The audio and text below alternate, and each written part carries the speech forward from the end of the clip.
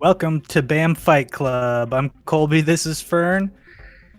We are going to be previewing UFC Fight Night, Sandhagen versus Song, taking place in just about 30 minutes. Prelim starting at 1 p.m. Pacific, main card starting at 4 o'clock. The fights are taking place at the UFC Apex in Las Vegas, Nevada. And first off, I guess we got to talk about last week. Fern, you and I both went to the fights in person. We saw some awesome fights. What are your just some thoughts or maybe a highlight of the night for you? Amazing. If you don't get a chance to go. My background is me, a picture that Kobe took. We were super close, super live, super crazy. Wearing my UFC merch. Kind of not happy about the bandana I bought though, because the bandana I bought is like horizontal, and I'm like, how am I supposed to wear a bandana that barely fits like when you wear it like this? So like, so bad idea on the merch placement right there, but crazy great time. Thanks for having me, Colby, Caitlin, Phil, for joining us. It was nonstop fun. Like, I just thought once it finally got to the fights, man, I can't explain the feeling that it was, man. Just fucking Yeah, unreal.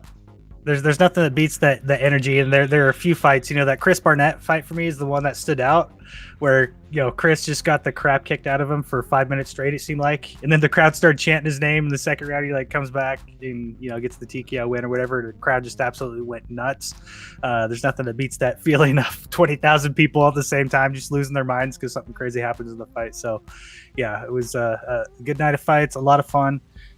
Let's go ahead and get into the first fight on the main card tonight between Anthony Hernandez and Mark Andre Barriault. If I said that correctly, Barriault's coming in as a plus 180 underdog. Hernandez coming in as a negative 220 favorite. And Fern, you want to go ahead and kick us off with your analysis on this fight?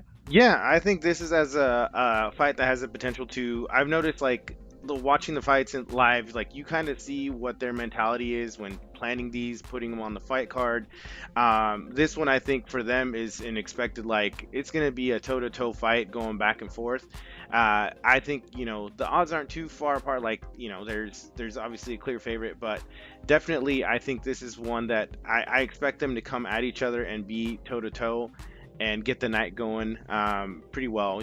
They're both have minimal losses. 9-2 for Hernandez, 14-5. I'm excited for this, man. Just I like having. I can visualize myself there every time now, man. Like I'm just like, what would I be doing? And I'm just like, I'm stoked for every fight because yeah, once you've been there, you feel it, and you're just like, these are two people just fighting in front of other people, and like I don't care if it's a fight in a parking lot. I want to watch everything now, man. Like, Yeah, and in this fight, we'll just quickly touch on Hernandez is coming off of 2 wins. He had a loss before that. Barriault's coming off a win. He had a loss before that. A couple wins before that fight. Both of these guys have fought already this year. Barriault's had a fight in February and April this year, and Hernandez his last fight was in April. So both of these guys have been active, both coming off of wins. They're probably in a good mental state from that perspective. Barriault in his last 2 fights, they ended in the first round. So 2 fights ago, he lost in the first round, and then his last fight, he lost the first round. So even though they've been Barriault's had 2 fights this year, he's actually only had 2 minutes and 52 seconds, I think, of octagon time. Whereas in the one fight that Hernandez has had, he went 15 minutes. So he's been in the cage actually a lot longer, even though he's had half the number of fights this year, which I think is interesting. But I think pretty much what you said, these guys are both going to come out guns a-blazing. UFC usually tries to make the first fight on the main card a slugfest. It seems like, I think very rarely do we ever see like a grappling heavy first fight on the main card for whatever reason. So I expect this one to be slugged out. And wait, so did you make a pick? Who's your pick? Who do you think's gonna win this fight?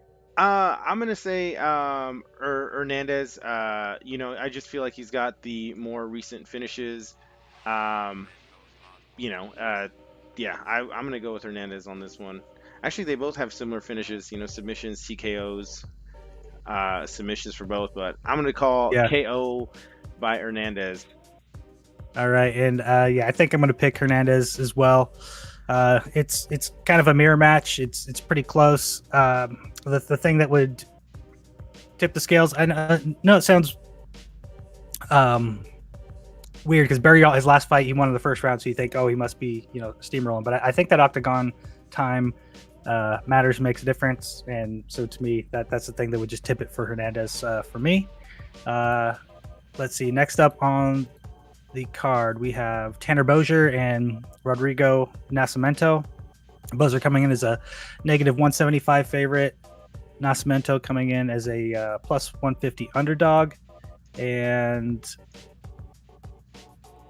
let's see which. Oh yeah, so Bozier's coming off of a win over St. Preux June of last year, so it's been a while since he's been in the octagon. But also, Nascimento, his last fight was July of last year against Badeau, which ended up being a no contest. And before that, he had a loss. So, the momentum a little bit in favor of Bozier, but before that, he had 2 losses in a row. So, he's definitely not been on a streak. Neither of these guys have. What are your thoughts on this matchup? I just am looking at the odds. Bozier has some great fights. As most recently, you mentioned against OSP, finishing him by KO, TKO. OSP is a tough fight. He's got just a crazy record. Before that, he lost to Ilir Latifi and Andrei Arlovsky by decision. So nothing too bad. So I think he's just kind of coming off of better wins, even the losses are better for him. Whereas Rodrigo, not too long ago, well, the last fight he really fought was 2020, damn, almost 2 years ago, where he lost to Dacus.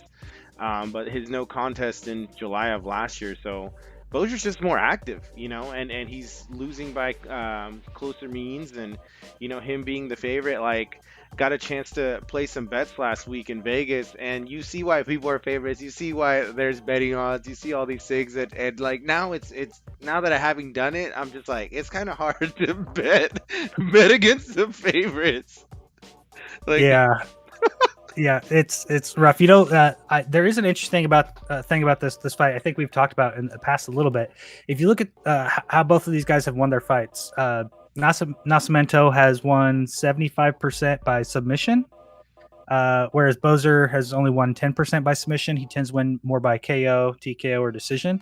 But when you look at the striking stats, Nascimento lands more strikes per minute and has a higher significant strike percentage, which is interesting. We've talked about in the past, like the wrestling opens up the striking. I think that's definitely the case with Nascimento, where because people are worried about his wrestling, his grappling, worried about that sub, it leaves open the strikes, and those strikes end up leading actually to the submission. So this one, I am actually going to go just based on styles. I'm going to pick the underdog on this one. I'm going to pick Nascimento. Nascimento, by the way, coming out of Brazil. Bozier coming out of Canada. On the last one, Barrialt was out of Canada and Hernandez was out of the United States. We've got, quite a international background. No theme of the main card that I can see in terms of where these fighters are from. But I'm picking Nascimento. You said you're picking Bozier? Yeah. All right. We will see how that plays out. Next up, we've got Joe Pyfer versus Alan Amadovsky. Amadovsky coming in as a plus 380 underdog. Pyfer, big negative 500 favorite. What are your thoughts on this matchup, Fern? Yeah, you can see Pyfer's record. He's got a lot of KOs, TKOs, a lot of finishes. He goes out there, even the losses that he has, he's actually one loss he has on Dana White's Contender Series was a TKO elbow injury. But he just goes out there and tries to finish, which is great to see. With Amandovsky, looking at, he's coming off of 3 losses, submission, KO, decision. Before that, he was KO, TKOing people. It's going to be, I think it's going to be a battle of size and technique. Pyfer is significantly taller, they're about the same reach average, actually. But on this one, going with the odds, it's hard to go against the favorite, but I don't know if I'm going against the grain here, but I don't know where Amandovsky's from. But he's fighting out of American Top Team Rome. He's from Macedonia. I'm gonna go with the international upset on this one. With Okay. Amadovsky. Amadovsky. Wow. It's I just talked about Vegas and the odds, but whatever. Yeah. You gotta have Sometimes you got to go with a your wild gut. card, like Okay, the money interesting. So bet. on this one, I feel like there's no way I can pick the underdog on this one. This guy had a couple of wins in Bellator, but his first three UFC fights, I'm talking about Amadovsky here, Mm. were all losses. It seems like he's weak to submissions because he lost in the first round in his last fight. It seems like he's weak to KOs because he lost by KO in 17 seconds the fight before that. Uh, He's yeah, weak all around.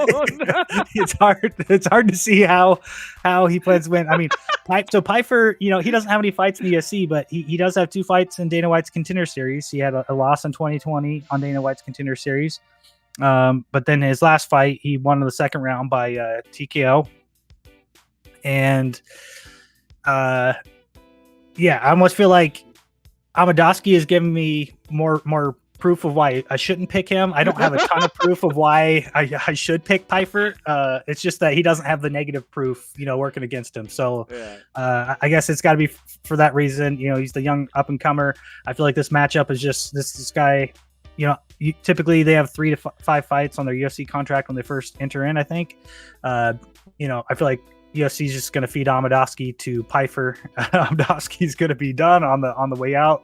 I mean, that being said, the stakes are definitely, I feel like, a lot higher for Amadovsky than for Piper. A lot of guys lose their debut fight and end up having great records and do other things, so it doesn't count you out. But have 4 losses in a row as a start to your UFC career, I don't know any guys that come back from that. So I'm going to pick Piper on this one for sure.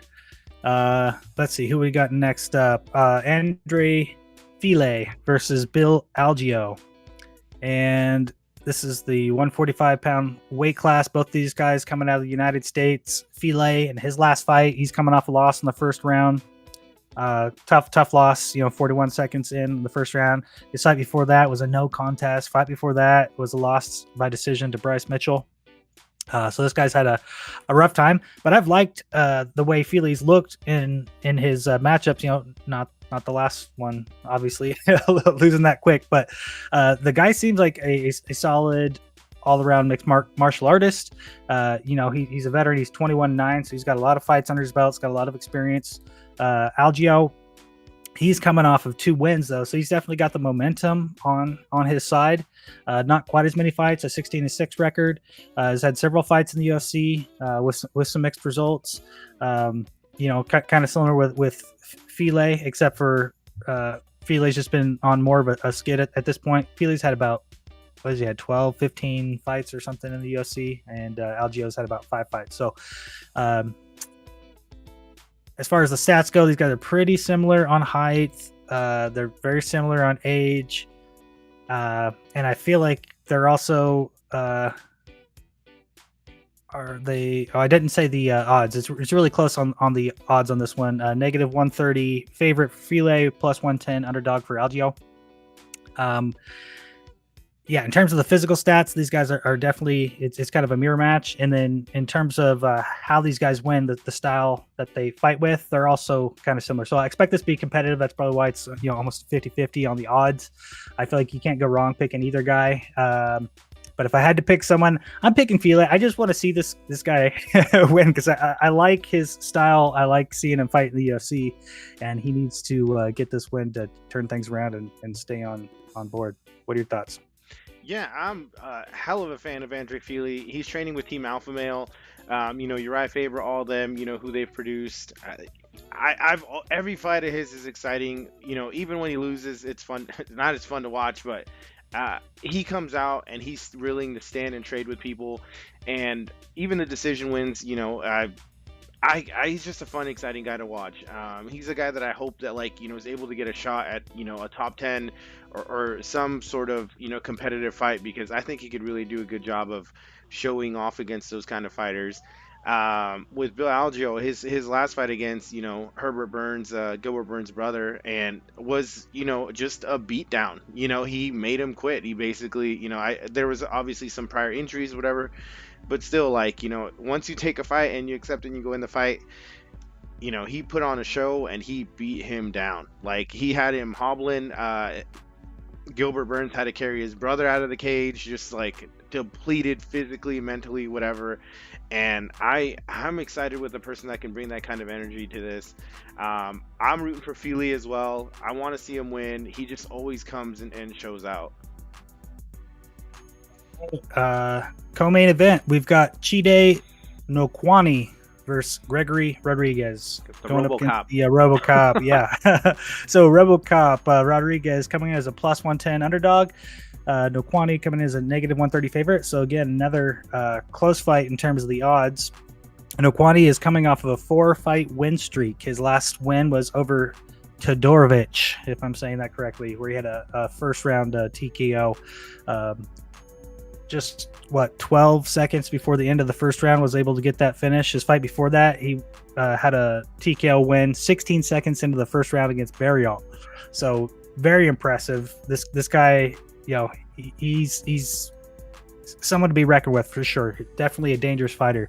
RoboCop, though, his last fight, he's coming off of a first round win over Marquez. Before that, lost to Petrosian. And before that, racked up a couple of wins in the UFC. Also has the win over Todorovic, if I can say that correctly. So both these guys have common guys that they've beaten. I think it's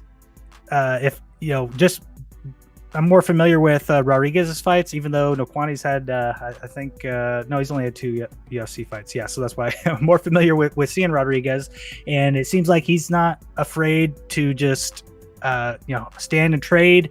The guy is, got a crazy tough mind. It seems like, very durable fighter, very tough. And let's see, what are the okay, here they are. The way that these guys finish their fights: Rodriguez 25% sub, 58% KO TKO, and with Joaquani 64% KOs, TKOs, 5% subs. So this is not strictly striker versus matcher, because Rodriguez has some really good striking. I feel like he's got KO TKO losses, but definitely I think would have the edge if it goes to the ground. And then the question is, do you think this one's going to actually go to the ground? I on this fight, I'm going to pick Joaquani. He's been on a roll. He's very dangerous, and I think he's got the slight edge. What are your thoughts? Yeah, Chidi's got the clean, crisp striking. Watching him fight kind of reminds me of Anderson Silva, where you're just like, every punch is just so specific. Like, he's not just throwing out there. Whereas RoboCop, like, he is a beast. He just goes out there, tries to overpower people, brawl, swing, whatever, and it's worked. Like, the fights where he's able to clip somebody, that's been great. I just think Chidi's had too many fights in his career to get caught up in a fight like that. I would liken him to kind of a style bender, style. He just can sit back, pick them apart, kick, all that. I definitely guarantee RoboCop's going to go for a takedown. You got it. I think he's going to get rocked. He's going to go for a takedown, try to nullify the wrestling, and really see what Chidi's like on the ground. I think Chidi hopefully can pull this off. He just strikes from everywhere. He's got elbow strikes. He's got, hand strikes, knee strikes, everything. Too well-rounded for me standing up. RoboCop is just too sloppy, I think. So I'm going to call Chidi by KO in round 1. Okay, getting very specific. I'm going to get, yeah. Nice. All right, we only got a few minutes left. Let's get to the main card. Corey Sandhagen versus Yadong, or Yadong Song. I still don't know which order to say him in. But Sandhagen coming in as the -190 favorite. Yadong coming in as a +160 underdog. And man, I want to see this fight very bad. So I'll first just mention Sandhagen is coming off of 2 losses. He just came off that loss against Peter Yan, fighting for the championship, went all 5 rounds, went to decision. Before that, had the loss to TJ Dillashaw, which was split decision. He lost, went all 5 rounds. Normally I you take into account the last few fights in terms of where's the momentum. So I'd say, based on the losses, the momentum is not with Sandhagen, but he looks so good in those last two fights. It's not like he got, destroyed. And, some people thought he won the fight against Dillashaw, which, I thought that one, very close. Could have gone either way. Jan, I did think Jan won, but man, barely. It was just a great fight. Yadong coming off of 3 wins though. So he does have that momentum mentally, and every fight that he's in is seems like it's a fun fight. So I can't wait to see this one. As far as my prediction is kind of what you said in the last fight, where I feel like Corey Sandhagen is kind of got that style bender striking style where he can, dance around the outside. Very few guys, I think, really utilize their reach and their height. For the 135-pound weight class, being 5'11", that's a pretty big. He's a giant.